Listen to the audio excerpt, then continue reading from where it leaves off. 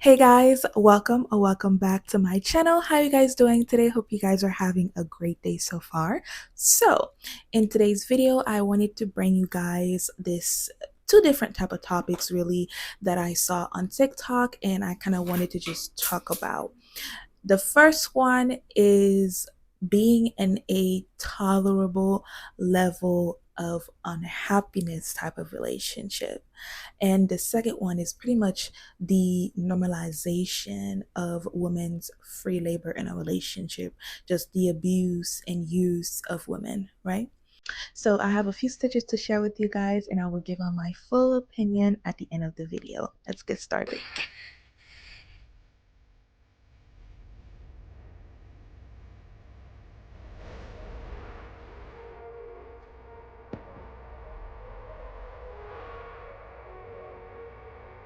Why are women forced to tolerate a certain level of misery in their marriages? Why are we expected to accept that it will not get better than this and that we shouldn't ask for it to get better than this when everybody around us in their marriages have told us the same thing? This is just how it is. This is just how men are. You should be grateful and thankful for the things that he does do for your family. Men are just different than us. They don't always see things the way that we see things. From very early on, women are taught and expected to tolerate a certain level of misery and unhappiness in their marriages because that's what we were shown and that's what we were told to expect. This was a perfect instance of that. Here is this man videoing his wife, who is obviously annoyed at various points from trying to take care of the children while she's also trying to have her own meal, and he is telling her that one day she's going to miss this. Is she? Are we going to miss these moments? Maybe at some point we'll miss when our kids were little, but I don't think we'll miss these moments where we're miserable and exhausted and tired. But here again, we're being told that this is expected. We're being told that this is what women will miss, that this is what's important to women. Have you ever asked women?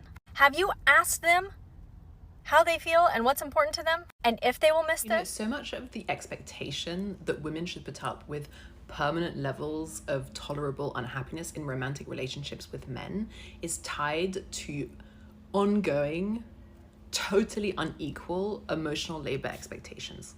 Some of you may remember a video that Shah Henley posted, she's tagged here, a few months ago, that basically picked up on a Reddit thread that described a boyfriend who was shocked he was broken up with by his girlfriend, yet he did know that she was unhappy. He just thought she was in a permanent state of tolerable unhappiness, or they were. And it kind of hit a nerve. But the reason it hits a nerve is this is a classic heterosexual cultural script for romantic relationships. Like, culture doesn't actually care what women are going through in romantic relationships. Women are told that being in a permanent, committed romantic relationship is the prize in and of itself. Because we place a hierarchy on women in romantic relationships, we kind of try and trap them there. Meanwhile, once women get into these romantic relationships, they're put to work. And being put to work doesn't just mean cooking and cleaning and doing way more domestic labor than their male counterparts. It means emotional labor, which is the expectation that they will sacrifice for the group. It also means emotional labor, which is the expectation that their experience matters less than the experience of their male partner. That's the crux of it. That's the crux of permanent levels of tolerable unhappiness that men think are okay when they see that in their female partner, and that we are finally starting to say, like, absolutely not. There is this really toxic underlying narrative in our current patriarchy that doesn't just promise men that they will get to dominate the women that they're with, but promises men that they will get basically support staff when they commit to a woman. Men are not taught to empathize the way that women are, which means that they will center their experience and they will center their needs and they will center their deep entitlement. And women who've been trained to be people pleasers through cultural patriarchal scripts will try and adapt to the men that they love. But if that happens too much, and the man strides ahead too much and ignores us too much and expects us to knock on the door too much while interrupting us constantly, small moments of neglect and abandonment start to feel, honestly, like emotional abuse. And that's where the disconnect is starting to happen, because I'm a millennial woman. I may have been taught that I should still be other-oriented and sweet and think about other people before thinking about myself. I've also been taught that I'm equal. And in these kinds of relationships, it suddenly becomes clear that this hierarchy of experience, where one person is centered and the other person is decentered, is profoundly unequal. We're done. We're not diluting ourselves permanently for the sake of male partners anymore. We're not falling on our swords anymore. We're not sacrificial lambs. We deserve mutuality in relationships. Yes, toxic, harmful, just like shitty behavior in men towards women in relationships is so normalized that like we don't even have the tools to recognize like, am I actually happy in this relationship? Is this relationship good for me? Or am I just like, I have a boyfriend, I have a husband, and that's what I'm supposed to do, and it's supposed to feel okay, but I guess it's not supposed to feel great all the time. Like, we don't even have the tools to recognize that. It starts so young when you're like a kid and people are like, that boy's harassing you because he likes you, he's mean to you because he wants to date you. And then it just escalates from there. Like, have you ever been on the dating subreddit where 90% of the posts are from women and they're like, my husband, my boyfriend, he's the best, greatest man I've ever met, but he does this thing that is incredibly toxic. It upsets me. I've told him it upsets me and he just doesn't care. And it's just like, we just think that to be with men, we have to be a little bit unhappy. And I feel so grateful that I am with a man who treats me so well. It's such a healthy relationship that like I feel like it is my duty to tell other women, like younger women specifically, like you can expect more. You can ask for more, you can demand more, and you can leave if you're not getting it. It doesn't have to be this like awful thing that caused a breakup, like he did something horrible. Like if the relationship is not improving your life, you don't have to be with him. And like I have been with men before, boys, men, whatever, where like I liked them, but until I started asking these intentional, difficult questions that get at like, do I like him enough to commit to him? Is he treating me well enough that like this relationship is improving my life? Or am I just with him just to be with him, just to have a boyfriend? Like that is what it took for me to realize like there is a big difference between like what you are expected to just accept and tolerate and what you should accept for like a good life alongside. Thank you so much for making it this far into the video. Now, what she said about being with a man pretty much is accepting being unhappy is so true. And I am so proud of women this generation, women nowadays, just saying we don't want to be our mothers, we don't want to be our grandmothers. They unfortunately didn't have a choice in accepting, the bare minimum and not having a choice. And when a man says, marriage, children, that's what they had to do to survive. They did it. Now we're saying we want more, we want better for ourselves. And even if you're not happy with certain things in the relationship, you voicing it out was never really something that mattered, pretty much, right? So now women are leaving relationships, getting divorced, and saying, I am not happy. And I believe that's one of the reasons also they're trying to get rid of no fault divorce. If you watch my older videos, you'll find a video of me speaking on literally no fault divorce being banned starting January. I don't remember January what, but yeah, around January. They're trying to ban TikTok, they're trying to ban no fault divorce. When you listen to women's stories on TikTok, women are sharing their raw relationship stories, their raw motherhood stories. And I feel like all this information that is being passed down to this generation, we are now seeing, motherhood, being a wife, I don't think this is for me. This is not what I've been sold all these years. This is not what my mothers really told me, my grandmother really told me, what society is trying to sell me. And you start thinking more, you start investing more in yourself, you start investing more into really learning and finding out what it is that you truly want to do with your future. Are you going to revolve your future around having a man, getting married, and having children? Or are you going to focus on yourself, focus on your education, and etc., and give to the world, and be useful to the world, have a different type of purpose?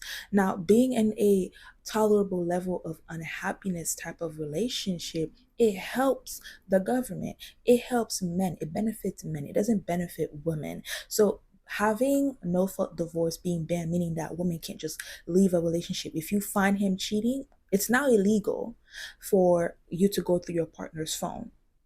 Why did they make that illegal? Why? Because so many women are coming out and saying, I have the receipts, I went through his phones, I have the receipts, here it is, here it is. He was cheating this time, this time. Because you know how iPhone will get you right every time. This was the location, this was the time, right? So they're saying now it's illegal. They started with that. And now they're saying starting January 2025, they're putting no fault divorce into effect. So you can't just say, I found him cheating and I want to get divorced, or I'm just generally unhappy in this partnership and I want to leave. You have to go ask a judge for permission to leave a relationship where you are just no longer happy. You're not happy. You're being abused emotionally, mentally. You're just not happy, right? And pretty much now, women are saying we're not getting married because this is scary. If I'm not happy, you're just going to let me stay in this relationship. So all of those things that I keep thinking about and realizing like our needs, our wants have never mattered to anyone but ourselves. And when you are in a tolerable level of unhappiness, it is something that has been indoctrinated in you since you were a child, since you were a little girl, right? Get up, cook, clean, learning how to do those things to serve and provide for your man, right? And they never tell you, speak up for yourself. It's always when he tells you something, do it. When your man tells you, to don't wear this or do that, just automatically listen. It was never about you having a choice. They didn't really teach us that, right? And I'm just, again, so proud of my generation and, even some of the older generations just learning and being honest as well and saying, we don't want this anymore. We're not doing this. We are tired and we're not doing this. When you see a mother sit there struggling and you see the dad recording her and saying, I know you're struggling right now, but you're going to miss those moments. I feel like I would miss those moments if it's hard, but I know that both of us were in this together. I wasn't the one giving myself and struggling and giving every bit of my strength. I would miss it, right? But honestly, I would just want to go on vacation. When those kids leave the house, I would be so excited to divorce you and get out of that, mental, emotional, and it's physical abuse because this person can barely take care of themselves because they're taking care of everybody else. And so I am proud. I will never stop saying I am so proud. And I keep making these videos because not recently I was okay with that type of relationship. I thought it was normal to be in a tolerable level of unhappiness just because I have somebody, at least I have someone. They make it seem like you being alone as a woman is such a disease, something is wrong with you, where you accept just being in a relationship with someone just to be in a relationship, and now you're in a tolerable level of unhappiness. It's tolerable, it's working kind of ish, I'm happy ish, it's tolerable, right? And so you stay in those relationships and you don't realize the effect it's taking on your self esteem, the effect it's taking on your mental health. I mean, you are normalizing literally accepting the bare minimum. You are normalizing that to yourself. And when you are growing, raising young women, you're teaching them that as well. They're watching and they're learning from you. And so I am proud and I am happy that these type of conversations we're having them. And hopefully, even if it's just one person like me a few months ago that was watching these type of videos and said, you know what, I choose me, that will make me happy. I feel like I would have served, a purpose because that's my goal. starting my channel was my goal. I don't want young women, in their 20s and up to feel like this is all it is, because just because the patriarchy and religion told you this is all it is, right? And that's all there is, just having a man, getting married, and having children. It's not all there is. You still have a purpose even if you don't get married, even if you don't have children. Like, makes no sense. Because when you sit there and you think about women who unfortunately are not child free but childless because they just can't have children, because there's a difference. Child free, you just choose not to, but you might be able to have kids. And childless is you just can't. You've tried, you can't. And when you speak to women and saying, oh, you're being child free, da da da da, you're being selfish. But what about the woman that's childless? You're making this person feel as if they have no purpose. They serve, they're worth nothing. And we've been told that for centuries as women, that we are worth nothing if we can't provide an heir, right? Like, even back in the day, if you can't provide an heir, they're able to just leave you and get a new wife who can procreate. But this generation is saying we do have power, we do have purpose, whether we get married or have children, it doesn't matter. We still have purpose, and we will choose our futures, and we will choose better for ourselves, and we refuse to be in relationships and accepting the bare minimum anymore. And so, thank you anymore. And I'm just so proud of us. Thank you so much for making it this far into the video. Let's continue this conversation down in the comments. Let me know what your thoughts are on this topic. Don't forget to like, share, and subscribe. And I will see you guys in my next video.